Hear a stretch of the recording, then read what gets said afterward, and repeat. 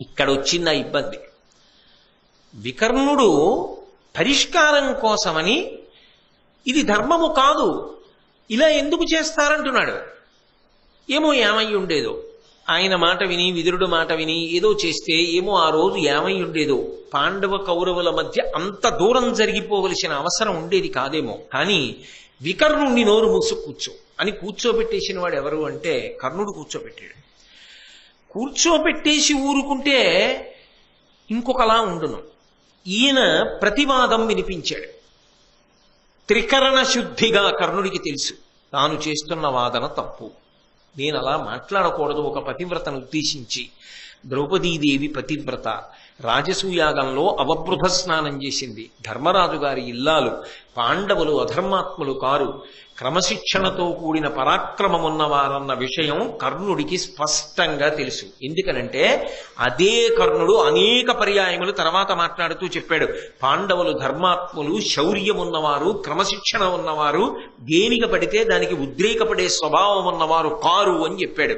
మరి ఇన్ని తెలుసున్నవాడు ద్రౌపదీదేవిని కించపరిచి మాట్లాడవచ్చా అంటే ఎందుకు మాట్లాడతాడలా అంటే, పరిష్కారం ఏర్పడకూడదు, సమస్య పెద్దది కావాలి.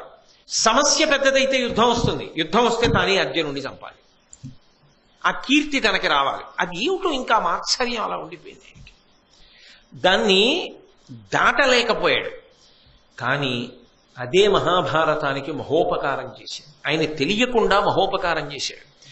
కాబట్టి ఇప్పుడు అన్నాడు అందరి ముందు, ఏమిటి వికర్ణను మాట్లాడుతూ అధర్మంగా జయింపబడింది, అధర్మంగా జయింపబడింది అంటావేమిటి?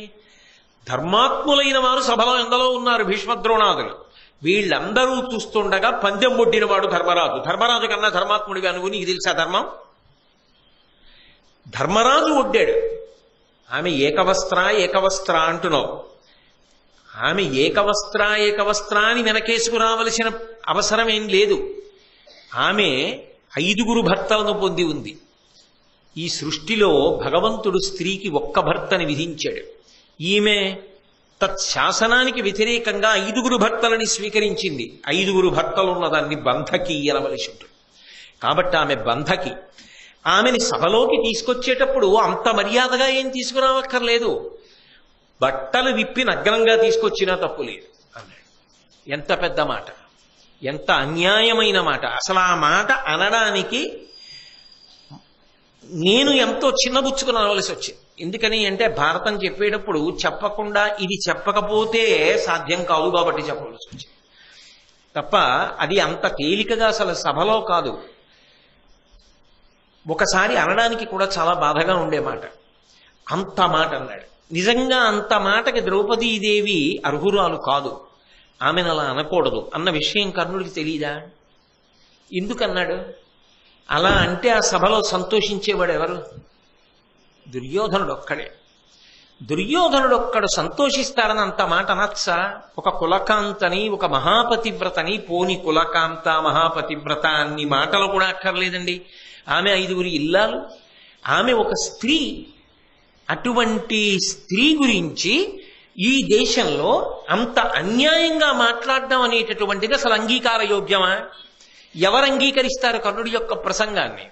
అయితే కర్ణుడన్న ఈ మాట అన్యాపదేశంగా దుర్యోధనుడికి ఇంకొకలా అర్థమైంది. ఈయన ఏం చెప్తే అది ఆయనకు ఆదేశంలా వినపడుతుంది.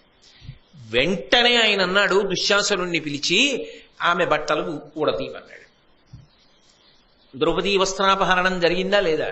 దుశ్శాసనుడు వెంటనే లేచొచ్చి ఆ తల్లి ద్రౌపదీదేవి యొక్క వస్త్రాపహరణం చేశాడు. ఆమె శ్రీకృష్ణ పరమాత్మని శరణాగతి చేసింది కాబట్టి అఖండంగా మొల మీద బట్ట వస్తూనే ఉంది. ఆమె రక్షింపబడింది, కాపాడబడింది సభాముఖంగా.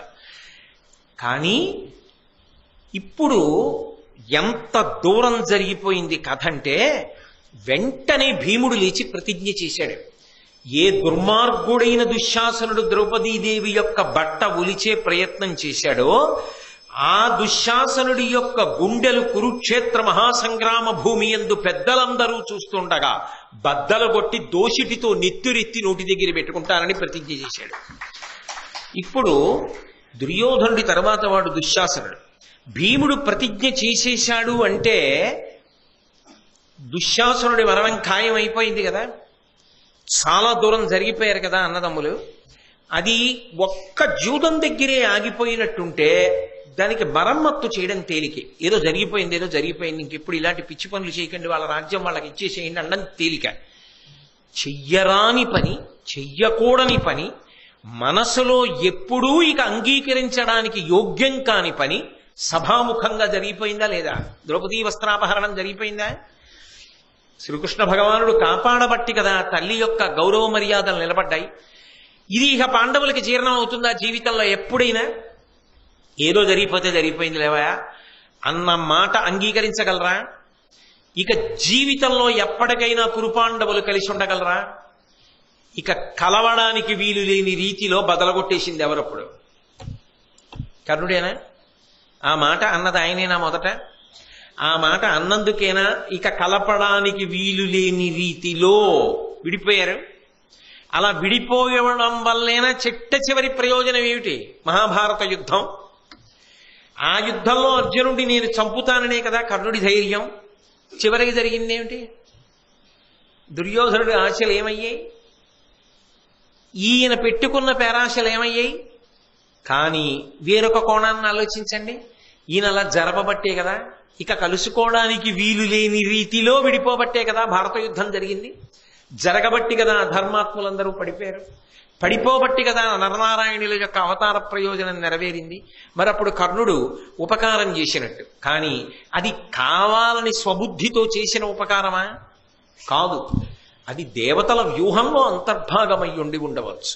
కానీ అక్కడ కర్ణుడి ప్రవర్తనని సమర్థించడం ఎవరూ చెయ్యరు. అంత భయంకరమైనటువంటి పని, చెయ్యరాని పని చేసి ఇక కురుపాండవులు కలవకుండా చేసేశాడు. అంతేకాదు దుశ్శాసనుడి మరణానికి రాచమార్గం వేసేశాడు. ఇక దుశ్శాసనుడు మరణించినట్లే.